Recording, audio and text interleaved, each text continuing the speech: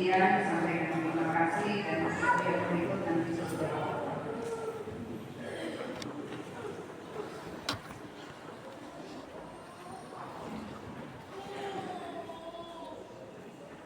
Bapak Ibu, saudara-saudaraku yang dikasihi dan diberkati oleh Tuhan, tentu orang saat ini masih ada dalam suasana Paskah Yesus Kristus. Jadi tentu belum terlambat bagi saya untuk mengucapkan selamat Paskah untuk kita semua dan salam sejahtera bagi kita semua. Shalom. Damai di hati. Terpujilah nama Tuhan Yesus yang tentu sungguh baik dalam kehidupan kita semua. Bersyukur untuk penjagaan Tuhan, pemeliharaan Tuhan dalam kehidupan kita. Di malam yang boleh orang lewati, orang percaya Tuhan yang boleh jaga lindungi kita. Sehingga di pagi hari yang indah ini, Tuhan lagi boleh bangunkan kita semua dengan tubuh yang sehat, kuat diberkati. Tuhan lagi boleh memberikan orang waktu dan kesempatan indah sebagai jemaat Tuhan untuk ada dan beribadah di saat ini.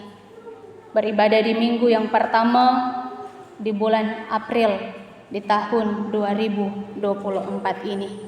Dan biarlah kehadiran kita saat ini bukan hanya sebatas rutinitas orang beribadah setiap minggu, Kang. Tiap hari minggu masuk gereja, tiap hari minggu beribadah di rumah gereja. Tetapi benar kehadiran kita saat ini karena orang memang rindu untuk terus mendekatkan diri kepada Tuhan, rindu untuk terus bersekutu, memuji, memuliakan akan nama Tuhan. Sebagaimana salah satu tritugas gereja, yaitu bersekutu, koinonia. Dan biarlah persekutuan yang boleh orang lakukan di saat ini, orang percaya boleh berkenan di hadapan Tuhan dan boleh menjadi berkat dalam kehidupan kita semua. Nah, saudara-saudaraku jemaat yang dikasihi Tuhan, dan di minggu pertama di bulan April ini, sebagai warga gereja Masehi Injili di Minahasa, orang kembali merenungkan bersama firman Tuhan yang baca tadi. Yang terang baca tadi dalam kitab Injil Lukas pasalnya yang ke-24 ayat 36 sampai ayatnya yang ke-49, yang dimana bacaan kita ini menceritakan tentang Yesus Kristus kembali kepada murid-muridnya. Yesus kembali dengan cara menampakkan dirinya ke semua murid setelah ia bangkit dari kematian, mengalahkan dosa dan maut. Dan tujuan penampakan Yesus ini adalah untuk meyakinkan akan murid-murid yang ada saat itu, supaya orang benar-benar percaya kepada Yesus yang sudah bangkit, percaya kepada Yesus yang telah memberikan kemenangan dalam kehidupan mereka. Supaya juga murid-murid yang ada saat itu, dorang percaya bahwa Yesus yang ada saat itu, yang menampakkan diri kepada mereka, dia benar-benar Yesus yang memiliki tubuh, yang memiliki daging dan tulang sama seperti dahulu. Yang walaupun dikatakan sekarang Yesus ada dalam bentuk yang mulia. Dikatakan mulia karena Yesus saat itu dia hadir di tengah-tengah kehidupan murid-muridnya dengan cara yang tiba-tiba. Jadi Yesus hendak meyakinkan para murid bahwa Yesus yang sekarang menampakkan diri kepada mereka adalah Yesus yang sama ketika ada bersama-sama dengan mereka. Ketika Yesus bersama dengan mereka mengajar, memberitakan Injil di mana-mana. Yesus yang sama sebelum Yesus diserahkan, disalibkan dan mati di atas kayu salib. Karena memang para murid yang saat itu dorang benar-benar tidak percaya dengan apa yang disampaikan oleh para perempuan-perempuan tentang kebangkitan Yesus dan tentang Yesus menampakkan diri kepada para perempuan-perempuan. Bahkan orang yang tidak percaya tentang Yesus menampakkan diri ketika di jalan ke Emmaus. Di bacaan orang sebelumnya dalam ayat 24, dalam pasal 24 ini. Jadi orang yang tidak percaya dengan apa yang dikatakan demikian. Oleh karena itu, Yesus hadir di tengah-tengah kehidupan mereka untuk meyakinkan akan para murid. Yesus hadir di tengah para murid untuk pertama-tama diawali dengan Dia memberikan salam, damai sejahtera bagi kamu. Dan sambil Yesus menyatakan identitasnya secara lisan, yaitu akulah Dia. Itu kita bisa baca dalam ayat 39 sangat jelas dikatakan bahwa lihatlah tanganku dan kakiku, aku sendirilah ini, rabalah aku dan lihatlah, karena hantu tidak ada daging dan tulangnya seperti yang kamu lihat ada padaku. Jadi Yesus dia mengundang para murid-muridnya agar menggunakan indera peraba mereka untuk meyakini bahwa setelah kebangkitannya Yesus masih mempunyai daging dan tulang. Bahkan Yesus pun meminta sesuatu untuk dimakan. Jadi karena memang lagi dorang belum percaya, dorang masih tahu itu dia hantu. Jadi dorang Yesus hendak meminta sesuatu kepada murid-muridnya untuk dimakan. Dan mereka memberikan sepotong ikan goreng dan Yesus memakannya di depan mereka. Jadi Yesus benar-benar menunjukkan akan kehidupannya. Dia yang telah bangkit, Dia yang telah hidup di antara orang mati untuk memberikan keselamatan, untuk memberikan kehidupan bagi para murid, tapi juga bagi orang semua yang ada di saat ini. Jadi memang kalau zaman Yesus, kepercayaan kepada hantu atau kepada roh adalah bagian dari kepercayaan dan budaya masyarakat pada waktu itu. Sehingga banyak orang pada zaman itu mereka percaya bahwa roh-roh atau hantu bisa muncul atau berinteraksi dengan dunia manusia. Oleh karena itu, untuk meyakinkan para muridnya akan kebangkitannya, Yesus menegaskan kehadirannya yang nyata dalam bentuk fisik kebangkitannya. Kata Yesus, hantu tidak ada daging dan tulangnya seperti yang kamu lihat ada padaku. Bahkan hantu tidak memiliki kebutuhan atau kemampuan untuk makan dan minum seperti manusia hidup.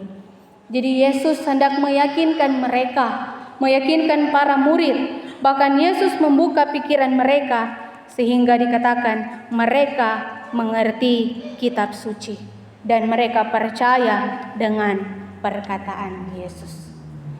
Dan saudara-saudaraku yang dikasihi Tuhan, setelah Yesus meyakinkan mereka bahwa Dia benar-benar Yesus yang adalah guru mereka, yang benar-benar menderita, yang benar-benar disalibkan mati, tetapi bangkit mengalahkan dosa dan maut.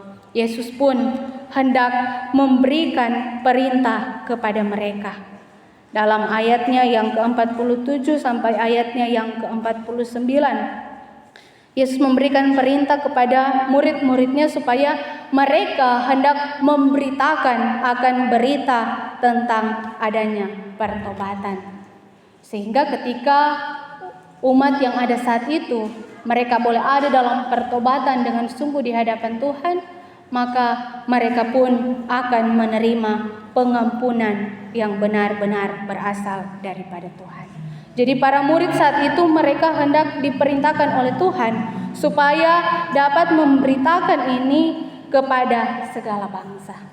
Jadi segala bangsa bukan cuman yang ada waktu lalu, masa lalu, tetapi torang yang ada di masa kini. Supaya benar-benar dalam kehidupan torang terus ada pertobatan, terus ada pembaharuan diri.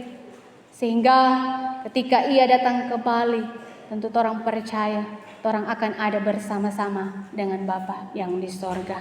Nah, saudara-saudaraku jemaat yang dikasih Tuhan, dan dari perenungan kita di saat ini, lewat kebangkitan, kemenangan yang Yesus berikan bagi kita, kita pun terajak untuk yang pertama, jangan ada keraguan dalam hati kita untuk percaya kepada Yesus. Jangan menjadi seperti murid-murid Yesus yang awalnya dorang tidak percaya kepada Yesus Kristus yang bangkit. Jangan pernah orang ragu untuk mengikut Yesus. Jangan pernah orang ragu untuk mengandalkan Dia dalam segenap kehidupan kita. Karena Yesus Kristus yang kita sembah, yang kita muliakan, sebagaimana yang saya katakan tadi, Dia benar-benar menderita sengsara, Dia benar-benar disalibkan, Dia benar-benar mati, tetapi pada hari yang ketiga Dia bangkit mengalahkan maut. Dan semua itu Yesus lakukan karena Yesus benar-benar mengasihi kehidupan kita semua. Yesus sangat-sangat mengasihi kehidupan saya dan saudara-saudara. Dan oleh karena itu, biarlah dalam kehidupan ini kita terajak untuk marilah kita terus percaya dengan penuh kepada Tuhan Allah kita, kepada Yesus Kristus yang memberikan kemenangan bagi kita. Karena kalau Yesusnya tidak bangkit Kang Bapak Ibu, yang pasti sia-sialah orang kepercayaan selama ini. Sia-sialah itu hamba-hamba Tuhan, para pendeta, guru agama, penatua, diaken, pelayan khusus memberitakan akan Injil Yesus Kristus. Sia-sialah itu semua kalau Kristus tidak dibangkitkan. Tetapi karena Kristus, Ia telah dibangkitkan dari antara orang mati, dan orang memiliki satu pengharapan untuk terus ada di dunia ini, untuk terus berkarya di tengah-tengah dunia ini. Maka segala sesuatu yang boleh Tuhan anugerahkan bagi kita, jangan pernah kita sia-siakan. Nah, saudara-saudaraku yang dikasihi dan diberkati oleh Tuhan, dan yang kedua, kita diajak untuk menghayati bahwa kebangkitan Kristus memberi kekuatan dalam kehidupan kita. Karena benar, kebangkitan Kristus, Ia memberikan kekuatan. Dia memberikan kekuatan, kemampuan di tengah-tengah kegelisahan, ketakutan, dan kerapuhan sebagai manusia. Sebagaimana ketika Yesus menampakkan diri kepada para murid yang ada saat itu, Yesus hendak meyakinkan mereka, tapi Yesus pun hendak menguatkan mereka supaya dorang hendak berhenti untuk memberitakan akan Injil Yesus Kristus. Karena tentu saat itu murid Yesus dorang yang pasti sangat sedih karena guru yang sangat mereka cintai dan kasihi telah pergi meninggalkan mereka, telah mati. Oleh karena itu Yesus hendak menguatkan akan kehidupan para murid supaya mereka tetap teguh untuk melaksanakan pemberitaan Injil dimanapun mereka pergi dan berada. Begitu juga dalam kehidupan orang sebagai umat manusia yang hidup di zaman sekarang ini. Orang percaya bahwa Yesus Kristus, Dia terus ada bersama-sama dengan kita. Dia benar-benar memberikan kekuatan dalam kita menjalani hari-hari kehidupan kita. Ya memang dalam menjalani kehidupan orang sebagai umat manusia, siapa di antara orang di sini yang tidak pernah mengalami pergumulan, mengalami rintangan, mengalami tantangan yang ada? Yang pasti semua orang pernah mengalami demikian. Oleh karena itu lewat firman Tuhan di saat ini, tentu kita diberikan kekuatan untuk terus percaya kepada Yesus Kristus dan percaya bahwa Dia akan terus memampukan kehidupan kita semua. Dan Ia Tuhan yang sama, yang akan terus memberikan kekuatan, penghiburan dalam perjalanan kehidupan keluarga besar Talumantang Suot. Yang sekalipun kalau membilang orang saat ini masih bergumul, masih ada dalam duka cita, oleh karena ditinggalkan orang yang sangat mereka cintai, kasihi, almarhum Bapak Eri Talumantang. Namun percaya Yesus Kristus yang telah bangkit dari kuasa dosa dan maut, Dia memberikan kemenangan dan memberikan kekuatan bagi keluarga. Ibu Like bersama juga dengan anak-anak, cucu-cucu, saudara bersaudara yang ada. Dan yang ketiga, kita diajak untuk beritakan kabar baik, kabar sukacita kepada semua orang.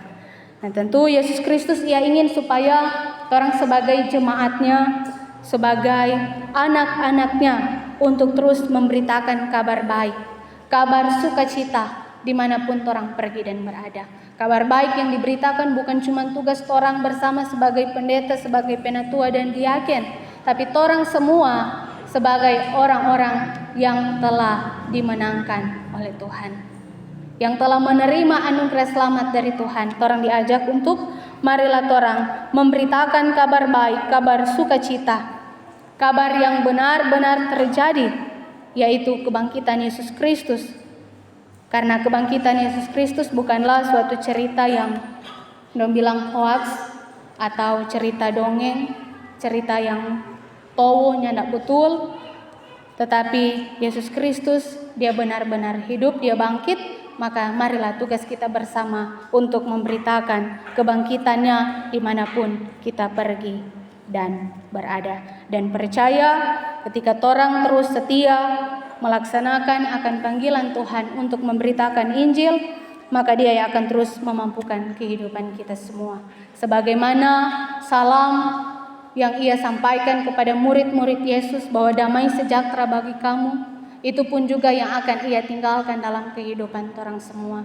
Damai sejahtera Allah akan Ia tinggalkan dalam kehidupan kita semua, sehingga orang semua dapat memberitakan akan Injil Yesus Kristus, dan lewat kehidupan kita percaya nama Tuhan semakin dipuji dan dipermuliakan. Maka Tuhan Yesus senantiasa menolong, Tuhan Yesus senantiasa memampukan kita semua untuk mewujud nyatakan firman-Nya dari sekarang sampai selama-lamanya. Amin firman Tuhan.